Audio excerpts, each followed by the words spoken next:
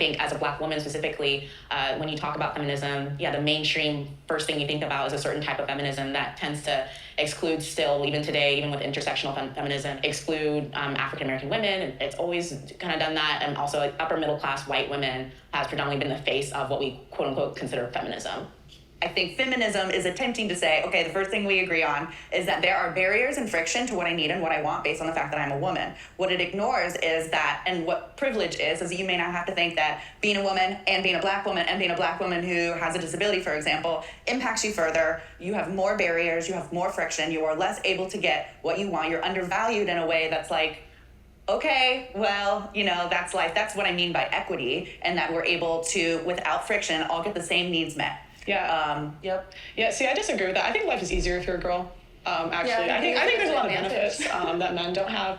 I'm not going to speak anything to race. I'm just talking about gender specifically. It's usually like an excuse. Like honestly, I think as a girl you have equal opportunity in the world. I think there's benefits. Like for example, we have quotas for women in specific jobs that are given to us that aren't given to men. So yeah, I would say it's easier being a girl. Just from a viewpoint over here, though, it seems there's a lot of pretty privilege in what you're saying, and that you're white and you present. Do you think I'm pretty? Thank you. I think that you. These people just live in their... She seems like she's been ideologically captured, man. She's living in an ideological bubble where everything has to be seen through the lens of whatever special groups and who's getting privilege and who's getting... It's like sometimes people just need to like do the best they can, man. It's such a very constraining way to look at life and the world. And in a way that beauty standards have accepted. And so they call me ugly on the internet all the time. They be roasting me daily, I swear to God. I don't mean to say I think you're gorge. I just mean that there is a certain value that we give to certain bodies. I mean, let's also dig into why these quotas exist and why these, what you're calling... Because we want special treatment. No, it's because there have historically and presently in most jobs been fewer women. And because of sexism. Yeah, those quotas exist because historically, women have been oppressed. But sometimes these quotas are oppressive in themselves. When you have people being selected primarily because of their gender rather than their ability to complete a job, that's oppressive. How is it sexism when we have no barriers today? So we can Who has no barriers? Who doesn't have barriers? Women don't have barriers? Women, yeah. What's we stopping have no you? You barriers. can do whatever you want. I can or you can? What's stopping you? As a woman. That ignores a lot that I'm a woman with a disability, so there's a lot stopping me that you don't have to think about. Well, as I said before, I'm speaking about women. You're speaking for yourself. You're speaking as an able-bodied woman. I understand. Of course. They're on a panel about women, but somehow it's becoming a panel about intersectionality. Of course there's going to be other barriers if you're disabled, I'm sure. Like I'm talking about as a woman. I would agree. White women have it easier, yes. I would agree. What? You're just going to ignore the pay gap, regulation over bodies. Pay gap has been pay gap doesn't exist. It doesn't. It's the industries that women pick. There's a pay gap, but it's because women don't want to do the hardest industries. I don't think it's that simple. I think that's an oversimplification. I think the fact of the matter is that women structure their lives differently to men.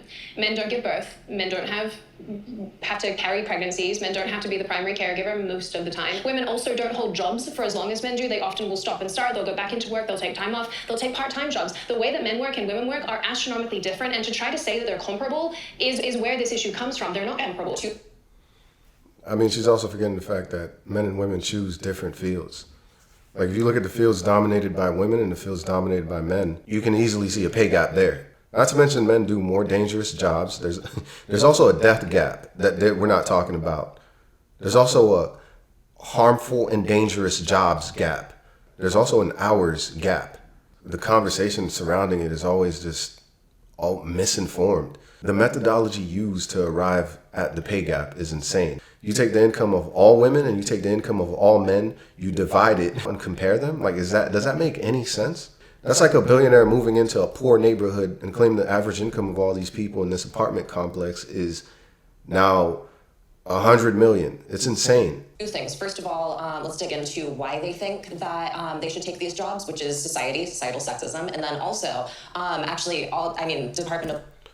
They'd be perfect if but for society. So in their worldview, they take away all the agency of their group, of the group they're supporting, and blame this quote-unquote oppressor. So the choices that people make that don't benefit them are always due to the oppressor.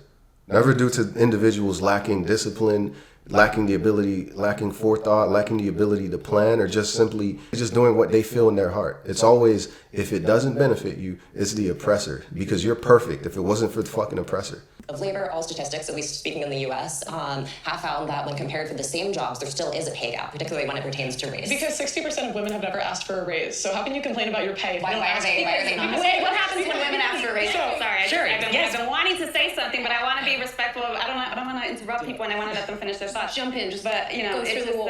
it is a very privileged label, right, to be able to say that you're feminist, right? And I say that because I come from a working class background of Dominican immigrant parents.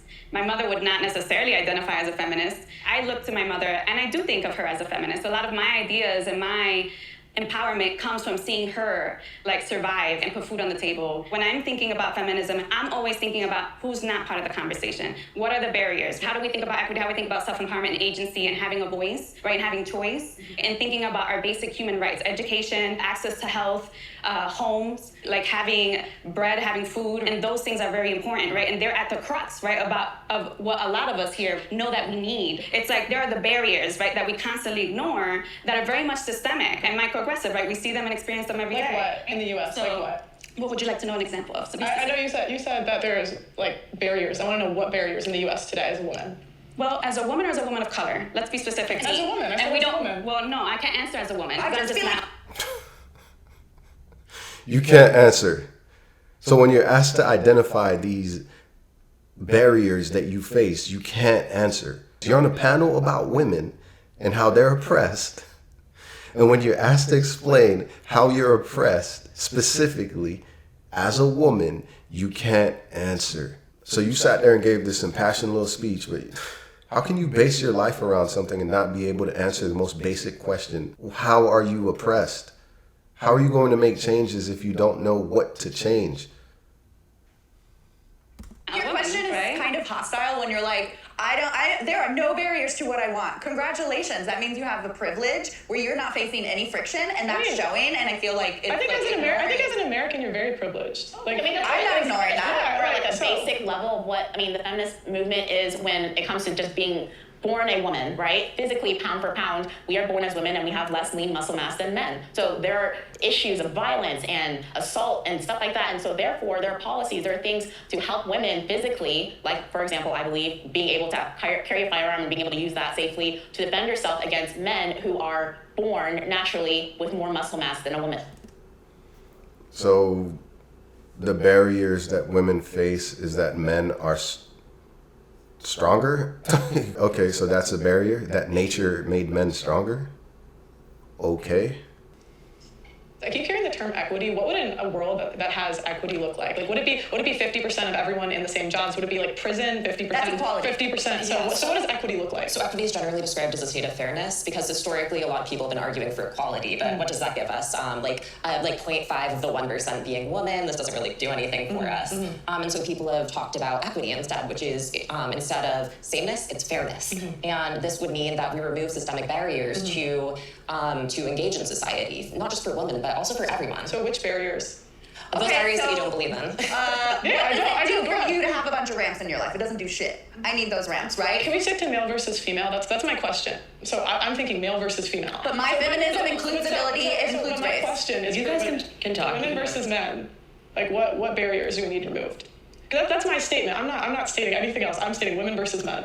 It's very silly. So what barrier? I just want The to. question it's is a fair silly. question. Yeah, but I It's think- not a fair question. It's How is it not a fair It's question? not proving the point of why what people, especially black women, other people who are anybody who's not white, why we hear feminism and we don't want that label because it means, I'm just gonna say it means that. Like, it means that you've already gone to a pinnacle of whatever you think your happiness needs or whatever your survivalist needs are, when there are people on lower end who are trying to survive, who are trying to get to a point of what should be normal, based on what other people have. It's sort of But they can't explain it.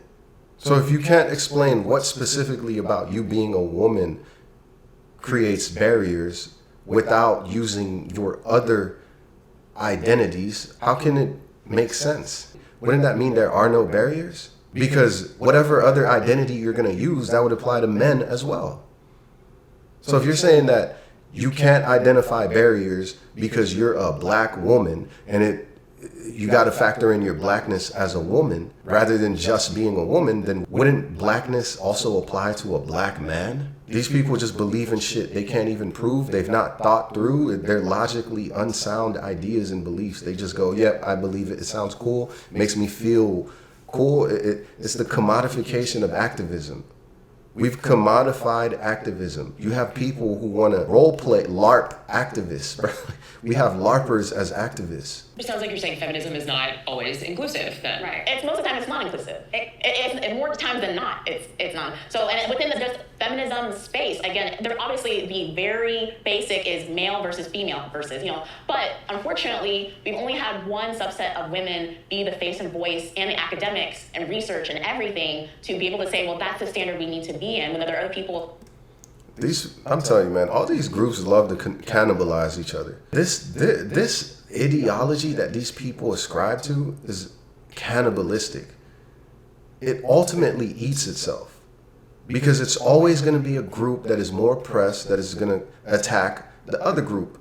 Because if you're basing your worldview on who's more oppressed, there's always going to be a person who's more or less oppressed. So there's always going to be an enemy until it's just you. It's a race to the bottom. It's a fucking crazy ideology because it's like we've now moved from being a woman to now, okay, let's look at the different individual types of women.